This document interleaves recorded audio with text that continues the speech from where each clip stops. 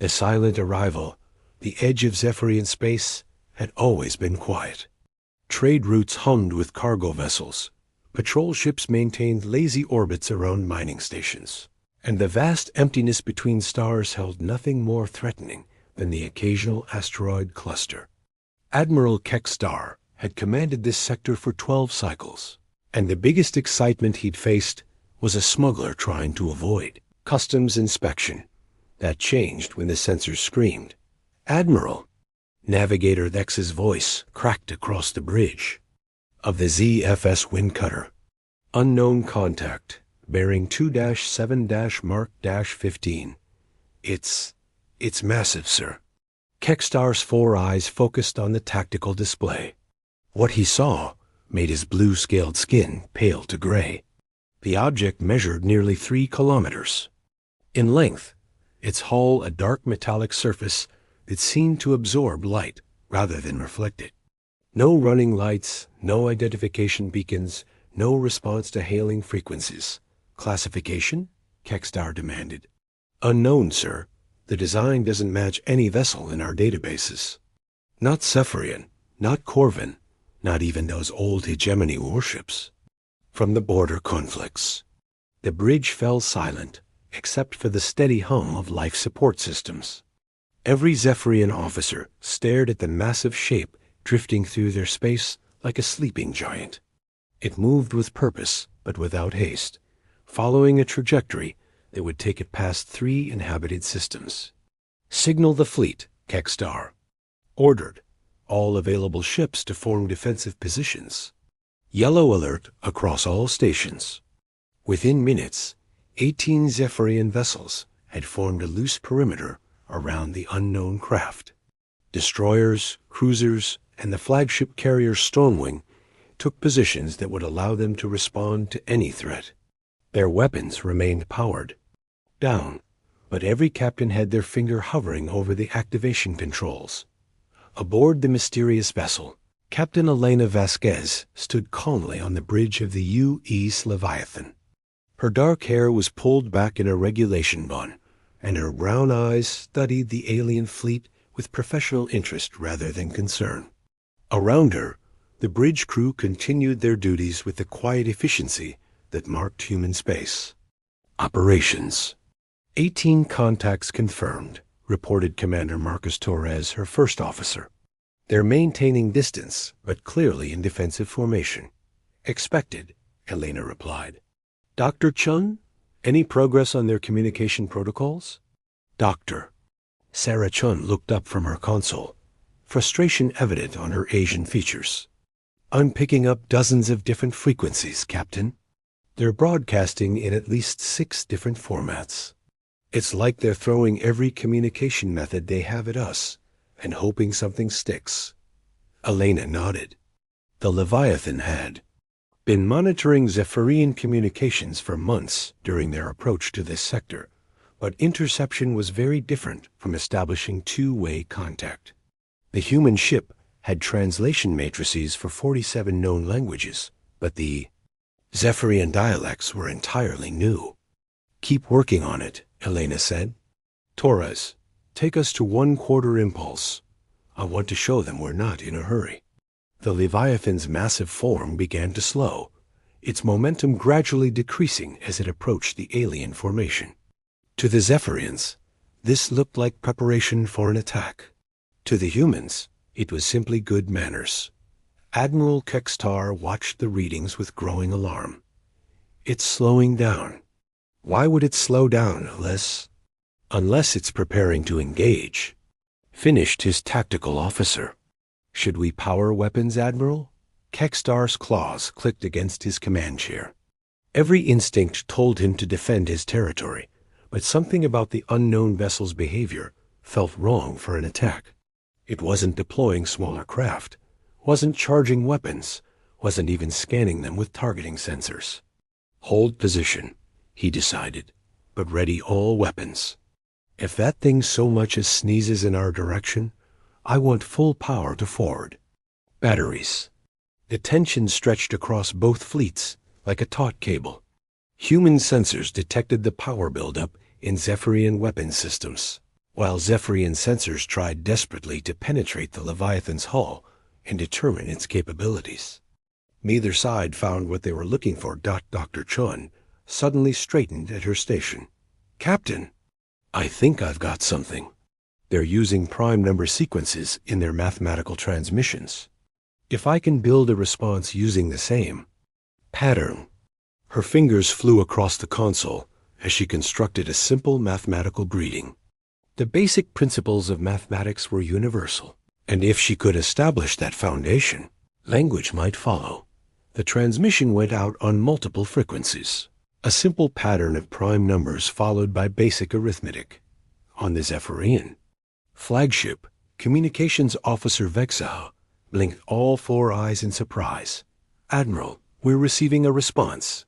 It's mathematics, sir. They're showing us they understand our number systems." For the first time since the crisis began, Kekstar felt a glimmer of hope.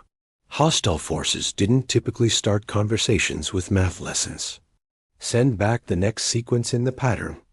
Let's see if they can continue the conversation. What followed was the galaxy's strangest first contact protocol. Numbers flowed back and forth between the ships, followed by simple geometric shapes, then basic physics principles. Dr. Chun worked with increasing excitement as patterns emerged from the alien responses. "They're remarkably sophisticated," she reported to Captain Vasquez. "Their mathematical concepts are actually more advanced than ours in several areas. But Captain, I'm also detecting something else in their transmissions." "What kind of something?" "Fear. The emotional undertones in their mathematical expressions show stress patterns. They're terrified of us." Elena frowned. The Leviathan was certainly large, but it was an exploration vessel, not a warship. Its weapons were defensive, its mission peaceful. Why would first contact with a new species trigger such fear? The answer came when Dr. Chun finally cracked enough of the Zephyrian language to intercept their internal communications. The translator's face went pale as she listened to the alien fleet's chatter. "Captain, they think we're some kind of super weapon. They're calling the Leviathan a planet killer and debating whether to evacuate their colonies." Elena closed her eyes briefly. Humanity's first contact with an alien civilization, and they'd accidentally sparked a panic. The Leviathan's size and advanced design had triggered every survival instinct the Zephyrians possessed. "Torres, bring us to full stop." "Chun, can you transmit a message yet?" "Basic concepts, Captain. Nothing complex." "Send this. We come in peace. We mean no harm. We wish to talk. Keep it simple and repeat it on all frequencies." The message that reached the Zephyrian fleet was broken and grammatically questionable, but its meaning was clear. Admiral Kekstar stared at the translation with a mixture of relief and bewilderment. "They claim to be peaceful," he announced. His bridge crew. "But look at that ship. What peaceful species builds something that large?" Navigator Vex studied the sensor readings with growing amazement. "Admiral, I'm detecting some unusual energy signatures from their vessel. Their power output is enormous, but it's not being routed to weapon systems." "Where is it going?" "Everywhere else, sir.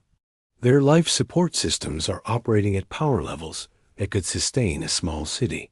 Their sensor arrays are more sophisticated than anything in our fleet. And their propulsion system." Vex paused, checking the readings again. "Admiral, I think they could outrun our fastest courier ships while maintaining full power to all other systems." The implications hit Kekstar like a physical blow. This wasn't just a large ship. It was a technological marvel that surpassed Zephyrian engineering by decades or possibly centuries. A species capable of building such vessels could have swept through Zephyrian space without breaking stride, yet they had stopped to attempt communication. Elena watched the alien fleet's formation slowly relax as minutes passed without hostile action. Their weapons powered down, and several ships moved to less aggressive positions. Progress, but she could still sense the underlying tension. "Dr. Chun, I want you to transmit our basic exploration protocols. Show them that we're scientists, not soldiers. The data package that followed contained information about the Leviathan's mission, deep space exploration, scientific research, peaceful contact with new civilizations. The translation was rough, but the intent was clear.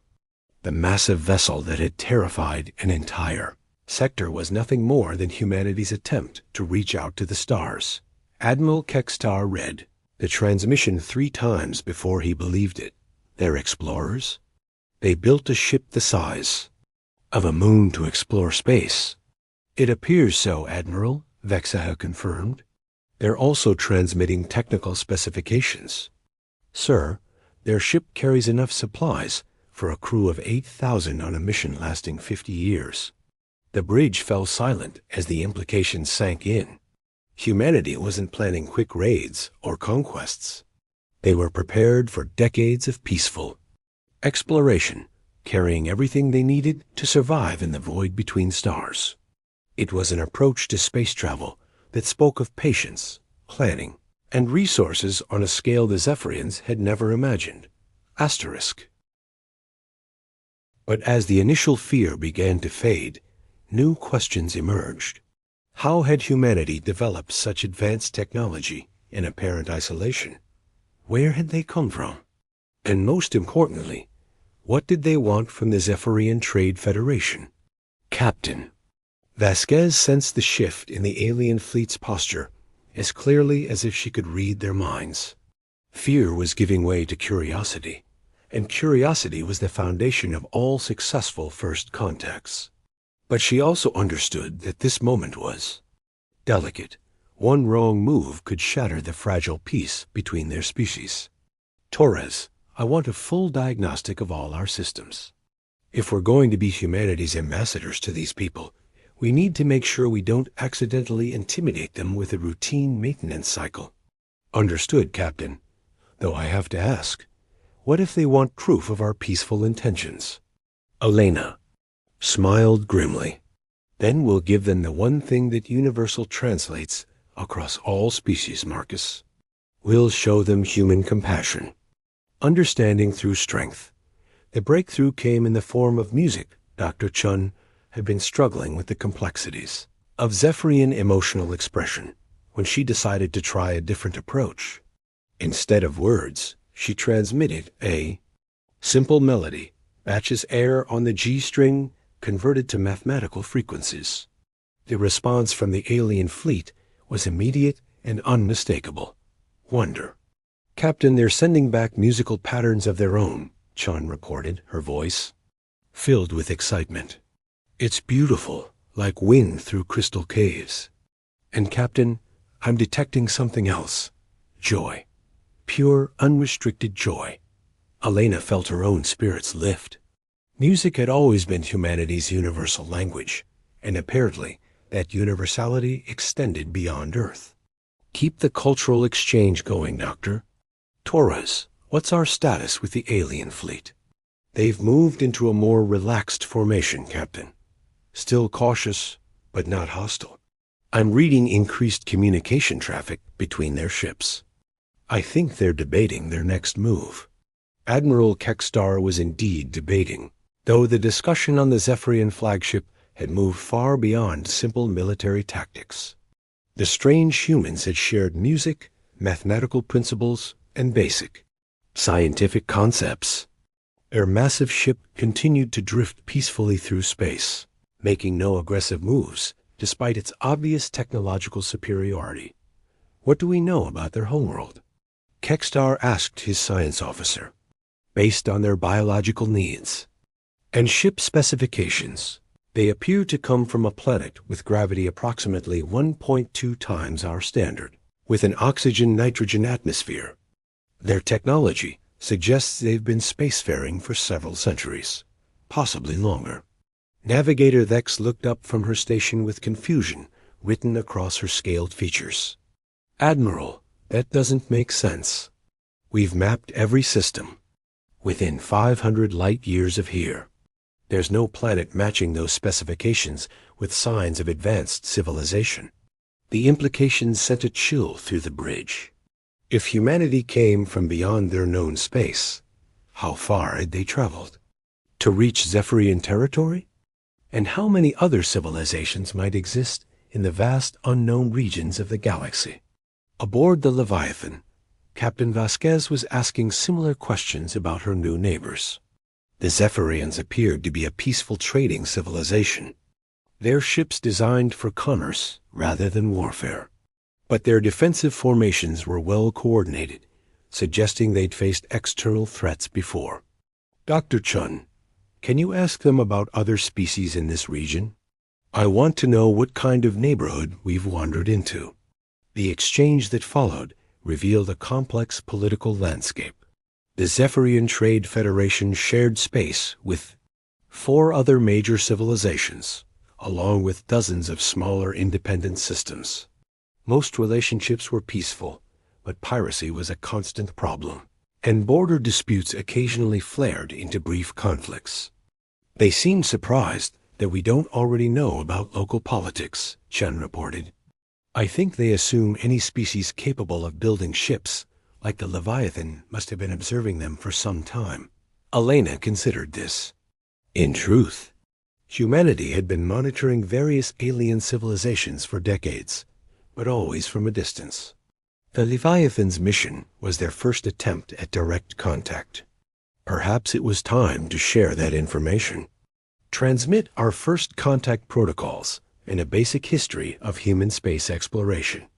Let them know this is as new for us as it is for them. The data package that reached the Zephyrian fleet contained revelations that shook their understanding of galactic geography. Humanity came from a region they'd never explored, had been traveling for months to reach this sector, and was conducting their first face-to-face meeting with an alien species. The massive ship that had terrified them was essentially a group of very nervous humans trying to say hello. Admiral Kekstar found himself laughing for the first time in hours. They're as scared as we are, he announced to his bridge crew.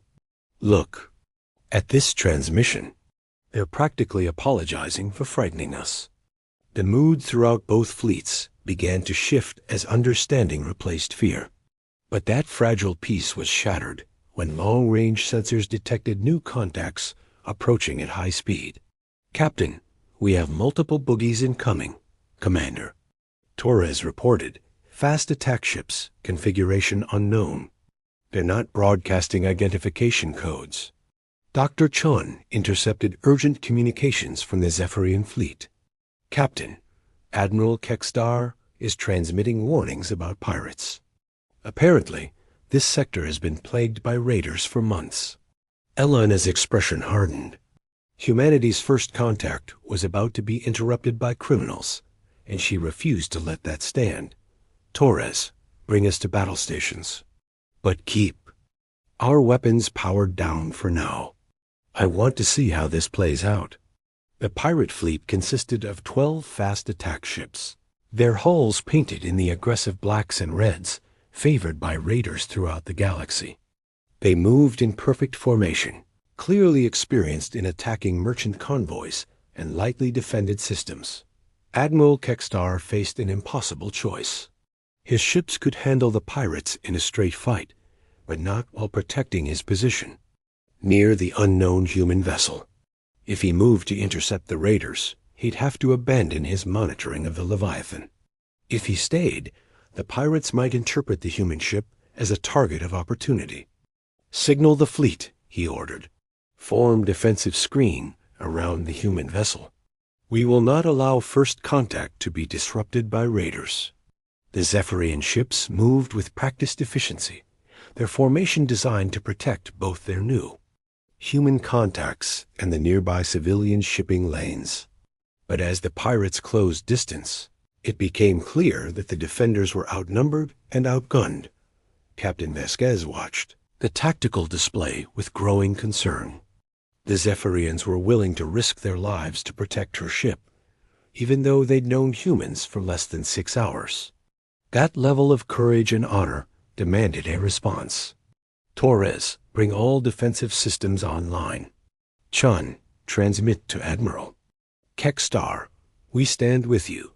The message that reached the Zephyrian flagship was simple but profound.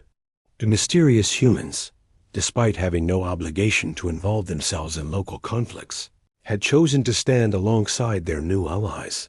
The pirate fleet struck with typical ruthlessness, their plasma cannons lighting up space as they targeted what they assumed were helpless merchant vessels. But their attack pattern faltered when the massive human ship suddenly came alive with energy. The Leviathan's defensive systems were unlike anything the galaxy had ever seen. Instead of traditional shields, the ship projected fields that bent space itself around the vessel. Incoming weapons fire was deflected harmlessly into empty space, while the ship's hull remained completely untouched. But the humans didn't stop at defense. As pirate ships pressed their attack against the Zephyrian defenders, the Leviathan's own weapon systems came online. They weren't the massive planet-cracking weapons the aliens had feared, but precision instruments capable of surgical strikes. Asterisk. One by one, pirate ships found their weapon systems disabled by impossibly accurate shots. Not destroyed, not killed, but simply rendered harmless. The raiders suddenly found themselves floating in space with dead guns and failing engines, while their targets remained completely intact. "This is impossible," breathed the pirate commander as his ship's systems shut down one by one. "No one has targeting systems that precise." Admiral Kekstar watched in amazement as the human ship systematically disabled the entire pirate fleet without destroying a single vessel. It was a display of technological supremacy, tempered by restraint, that spoke volumes about human character. "Signal the Leviathan," he ordered. Tell them we are honored to fight alongside them." Dr. Chun translated the Admiral's message with tears in her eyes. "Captain, they're thanking us. They say we've shown them what true strength looks like." Elena felt a warm glow of satisfaction. Humanity's first contact had begun with fear and misunderstanding, but it was ending with mutual respect and the beginnings of friendship. The Leviathan had demonstrated human capabilities while also revealing human values. Strength used to protect, not to conquer. As the pirate fleet was towed away by Zephyrian security forces, the two species began the careful process of establishing formal diplomatic relations. Trade possibilities were discussed, cultural exchange programs proposed, and navigation protocols established to prevent future misunderstandings. But the most important exchange was philosophical. The Zephyrians learned that humanity's strength came not from superior technology or military might, but from their willingness to stand up for what was right. The humans learned that the galaxy was full of species capable of courage and honor, allies worth having in whatever challenges lay ahead. Commander Torres approached Captain Vasquez as the formal ceremonies concluded. "Captain, we've received invitations to visit 12 different Zephyrian systems. They want to show us their worlds, their cultures, their achievements." Elena smiled as she watched the alien ships maintaining friendly formation around the Leviathan. "Accept them all, Marcus. But first, send a message to Earth. Tell them we've found something wonderful out here." "What should I tell them we found, Captain?" She gestured at the viewscreen, where Zephyrian ships sparkled like jewels against the stars. "Friends, Commander. We found friends."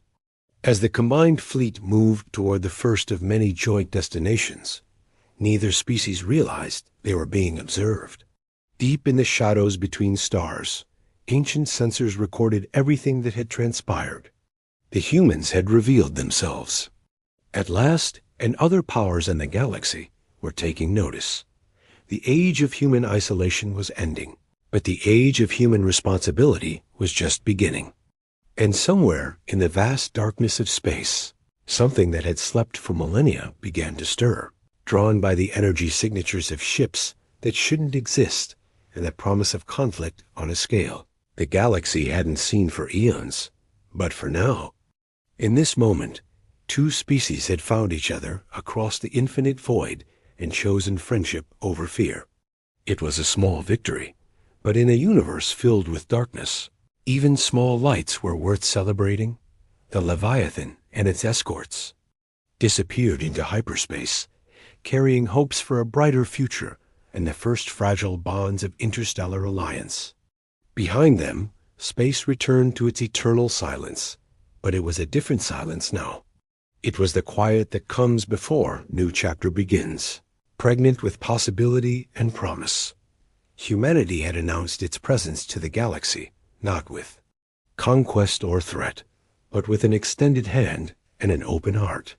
How the galaxy would respond remained to be seen, but the first response had been everything humans could have hoped for. The giants had awakened, and the universe would never be the same. Asterisk.